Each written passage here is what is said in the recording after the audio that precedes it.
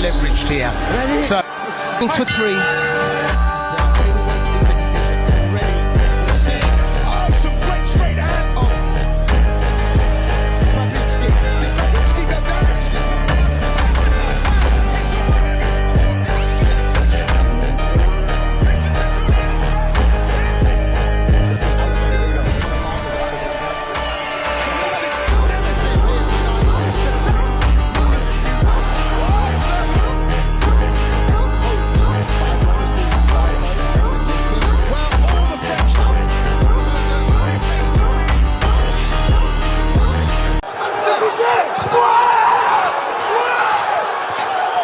Est-ce qu'il y a quelque chose qui a changé après ce combat? Ouais, ben, j'ai plus d'amis belges. Je te promets qu'il y a plus d'amis belges. Maintenant, j'ai des Belges qui me donnent la force, donc merci à eux aussi.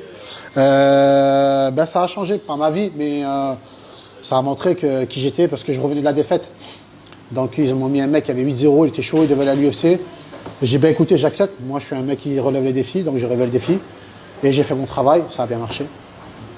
Et voilà, maintenant, j'ai plus d'amis belges. Et voilà. Hein. Ils ont kiffé. Hein. Ils ont kiffé. Tout le monde a kiffé. Après, il y avait un petit... entre lui et moi, il y avait une petite tension. Donc, tout le monde attendait ce combat-là, c'est vrai. Ils attendaient tous ce combat-là. Et ça s'est bien passé. On a évolué. On évolue encore, chaque jour. À lui qui m'appelle, à ce qui paraît, il y aurait des ennemis dans le parc. Je suis chez moi, je prends mon katana. Sa tête, elle était à 2 doigts de chez là. La biche qui m'écoute, je vais te faire un schéma. Sur la ligne du T, y'avait la caméra. T'as mis des baffes qui arrête le cinéma. Je m'évade de la chop comme dans GTA. Si tu jamais vu les comptes des pètes à câble. Au cacharo de la vue, ça t'envoie des nuits. Il s'agirait d'oser. Autre coup de pied, un que RSV. Game, pas de Maria, c'est quand t'as réfléchi. Je te mens pas qu'il y a une rage en moi. C'est comme s'il avait tué ma famille, l'adversaire. C'est comme s'il avait tué la famille. C'est comme s'il m'avait mis un coup de couteau, tu vois. Donc j'ai une rage un peu en moi et j'ai une... comment dirais-je? Tu veux montrer que t'es le meilleur, mais t'as pas besoin de prouver, mais genre tu veux montrer quand même que t'es le meilleur. Donc je pense que c'est ça aussi qui me fait que je sois aussi chaud avant d'entrer dans la cage. Et j'y vais pas pour lui faire des câlins. Donc voilà, je me motive comme je peux. J'y vais pas pour faire des bisous. Là c'est la guerre lui et moi, ça va être la guerre. C'est ma mentalité, je suis comme ça, moi c'est la guerre lui et moi. Si je peux l'éteindre à l'adversaire, je l'éteins. J'essaie d'éteindre au maximum pour faire plaisir aux gens, pour me faire plaisir à moi. Maintenant, comme j'ai dit, moi je suis prêt à faire des décisions, mais si je peux t'éteindre avant, je t'éteindrai avant. Ouais, vraiment, j'ai hâte d'aller chercher cette ceinture et la ramener à la maison. J'ai qu'une envie, c'est que ça. Les gens, il faut rire actuellement. Ils sont là, ils choisissent leur combattant pour avoir des 10-0, 7-0, 8-0. Et le jour où ils rencontrent un mec, tu lui mets gauche-droite dans la tête, le 0, il oublie. Il oublie. Donc voilà, les amis, il ne faut pas choisir le combattant, il faut vraiment y aller pour évoluer. Et voilà, certes, j'ai des défaites, moi, mais j'ai jamais choisi un combattant. J'ai jamais choisi. On m'a appelé, comme je disais, une semaine avant, 2 semaines, 3 semaines. Jamais de ma vie, j'ai choisi un combattant. J'ai jamais eu des combats faciles. Jamais de ma vie. Et vous pouvez regarder par vous-même. Pour ceux qui me connaissent, ils savent. Voilà, il ne faut pas choisir un combattant. Moi, c'est ma mentalité à moi. Je ne choisis pas mes combattants en avance. Et ceux qui veulent choisir ses combattants, le jour où ils tomberont sur un mec peut-être comme moi, bonne chance à eux. Dominik, fenomenalnie. Piękna akcja Zerkuniego.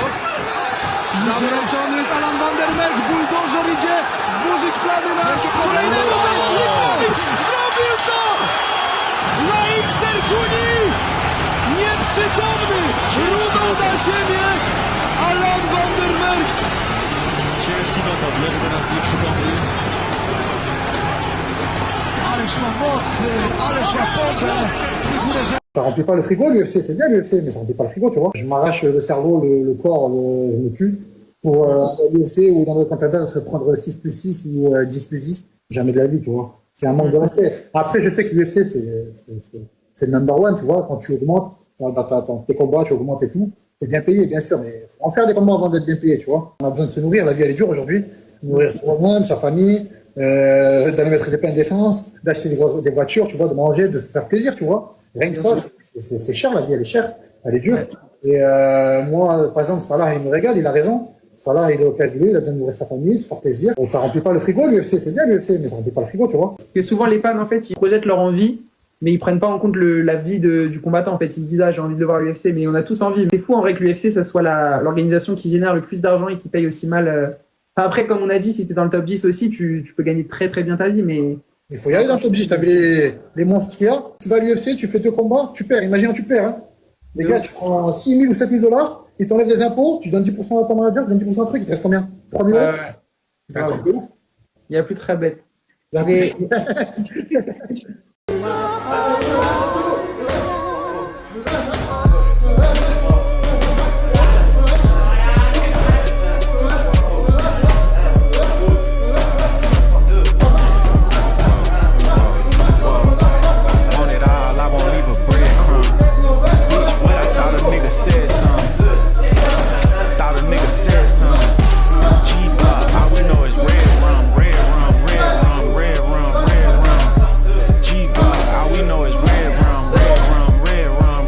Pavlak, lui aussi un UFC vet et ça commence très